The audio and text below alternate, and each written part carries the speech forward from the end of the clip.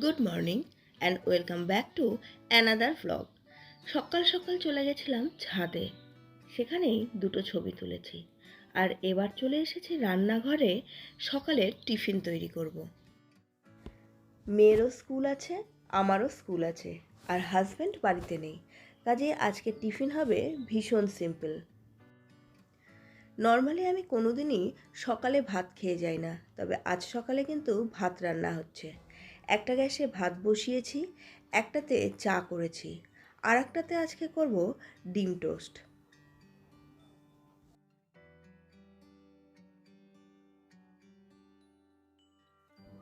আজকে অনেক দিন পরে সকালে লাল চা খাবো।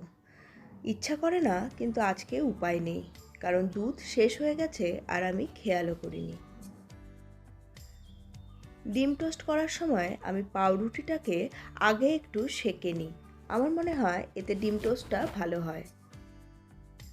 আর সকাল সকালই চলে এসেছে মায়ের ফোন। এখন মায়ের সঙ্গে ফোনে কথা বলবো আর কাজ করব। আমার মনে হয় আমার মতো প্রত্যেকেরই কিন্তু সকাল টাইমটা মার ফোনের একটা অপেক্ষা থেকেই যায়। দিনটা শুরুই হয় মায়ের গলা দিয়ে। ডিম টোস্ট করার জন্য তাওয়ার মধ্যে একটুখানি সরষের তেল গরম করে নিয়েছি, আর একটা বাটির মধ্যে দুটো ডিম ফাটিয়ে নিয়েছি, আর এর মধ্যে নিয়ে নিয়েছি একটু চিলি ফ্লেক্স, অরিগ্যানো, স্বাদ মতো লবণ, আর একটু পেরি পেরি। একই জিনিস টেস্ট চেঞ্জ করে দিই, তাতে কি হয়, খেয়ে নেয়। না হলে পরে বলবে, ইস ঠান্ডা হয়ে গেছে, ভালো লাগছিল না খেতে, তাই খাইনি। ডিম ভাজা কিন্তু সব থেকে কঠিন। তাড়াহুড়ো করে ভাজতে গেলে ডিমটা কিন্তু বাইরের থেকে ভাজা হয় আর ভেতরটা কাঁচা থাকে। ঠান্ডা হয়ে গেলে একদম আষ্টে গন্ধ বের হয়।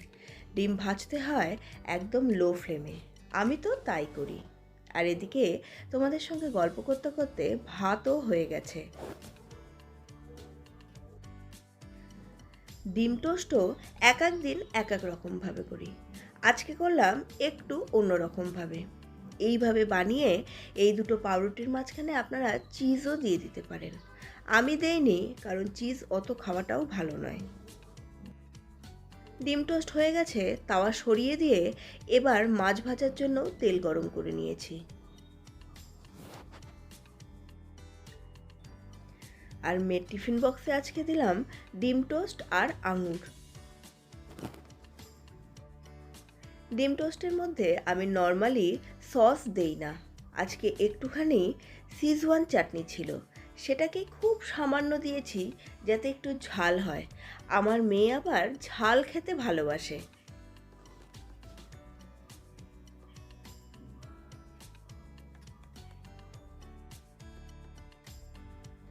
সকালে উঠে সবার আগে মেয়ের টিফিন বক্স গুছাতে হয়, ওর জলের বোতল ঠিকঠাক করে ঠরে তারপরে আজকে দেবো ওকে খেতে।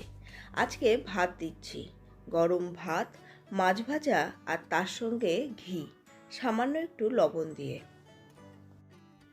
আমরা প্রত্যেকেই এই কম্বিনেশনটা ভীষণ পছন্দ করি, আর সকাল সকাল ওকে দিলে ও কিন্তু খেয়েও যায়। ভাতটা নষ্ট করে না। আর এবার আমার স্কুলের টিফিন বক্সটাও গুছিয়ে নিই। আজকে অনেক দিন পর আমিও স্কুলে ভাত নিয়ে যাব। যদিও ঠান্ডা হয়ে যায় দেখে একদমই খেতে ইচ্ছে করে না, তা সত্ত্বেও আমার নিজের শরীরটাও খুব খারাপ, তাই আজকে আর অন্য কিছু না করে আমিও ভাত নিয়ে যাচ্ছি।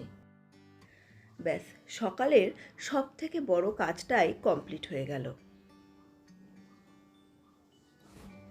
আমরা অনেক সময়ই বাড়িতে যে আঙুরগুলো কিনে আনি, দু একটা করে দেখবেন একটু বেশি পচে যায় বা নরম হয়ে যায়, তখন আঙুরগুলো ফেলে দিই।